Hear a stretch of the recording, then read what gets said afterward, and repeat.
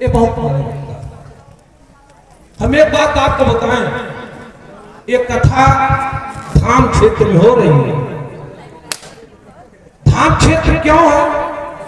विद्वान तो कोई हूं नहीं, लेकिन जिस गांव में, इस मदन के गांव में, मदनपुर में जो मैं बोल रहा हूं, यहाँ बहुत बड़े बड़े विद्वान, वहां बोलने का मतलब है एक सूरज को दूसरे दिखाना। लेकिन इतना जरूर निवेदन करूंगा कि आज भारत की तरह अपने ननिहाल में आचार्य संतोष जी महाराज जो श्रीमद् भागवत कथा अपने मामा और मामी को ननिहाल में सुना रहे हैं, ये बहुत पुण्य के हूँ प्राप्त होता है। आप करोड़ों जन्मों का जब उदय हुआ है तो केदारनाथ से लेकर और बाबा बैजनाथ धाम तक यही क्षेत्र था जो सती जी का एक एक पट, वो तो बताएंगे आप लोग गिरते हुए गया, तो धाम नहीं है तो क्या।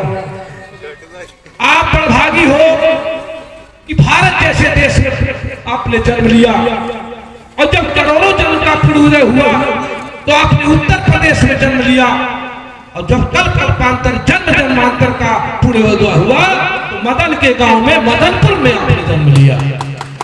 और आज मदन भगवान की कथा और संतोष जी महाराज आज आप लोगों को सुना करके ज्ञान विज्ञान की गंगा में गोता लगा रहे हैं।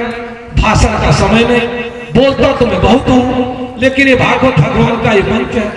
इस मंच पर जो ज्ञान विज्ञान की धारा प्रवाह जो ये कथा चल रही है उसमें बाधक बनना नहीं चाहता, लेकिन इतना जरूर निवेदन करता हूं, जब इस तरह का आयोजन हो, चाहे जिस गांव में हो, चाहे जिस जनपद में हो, देश में हो, विदेश में हो, तो एक ही मेरा निवेदन है कि छोटे बच्चों को जरूर ले आए।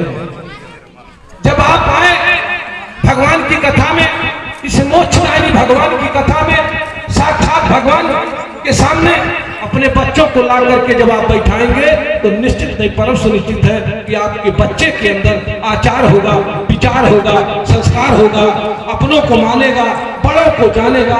निश्चित है हिंदुस्तान की उस कुर्सी पर भागवत भगवान पहुंचाएंगे जहां से उसकी रोशनी पूरे विश्व में पहुंचेगी। इसी के साथ मैं पुनः एक बार संतोष जी महाराज का हृदय तल से जो है, हमसे छोटे हैं लेकिन इस व्यास गद्दी पर वो पूरे ब्रह्मांड में सबसे बड़े हर्षवर्धन स्वरूप मन को प्रणाम करता हूं। इस व्यास गद्दी के माध्यम से अपनी माताओं को, अपने